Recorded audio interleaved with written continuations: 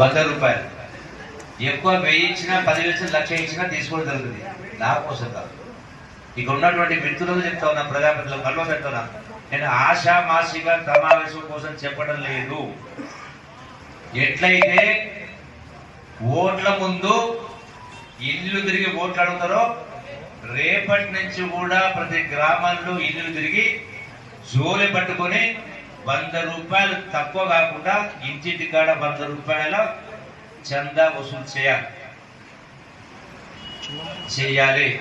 చేస్తేనే రేపొద్దున మీరు నా దగ్గరకు వచ్చినప్పుడు మీ ఊరికి ఏ పని కావాలన్నా మంజూరు కావాలన్నా మీకు సర్పంచ్ అంటే సరే సింబల్ కాబట్టి మీరు సర్పంచ్ అయినా ఎంపీటీసీ అయినా ఎంపీ జడ్పీటీ అయినా మీకు టికెట్లు కావాలని బీఫాలు కావాలంటే కాంగ్రెస్ పార్టీ తరఫున మీరు మొట్టమొదటి అడిగేది మీ గ్రామంలో ఎంత చందాలు వసూలు చేసేది విద్యా వ్యాప్తి కోసం, చదువుల కోసం లెక్క అడిగిన తర్వాతనే మీకు ఆ యొక్క అర్హత ఉంటుంది.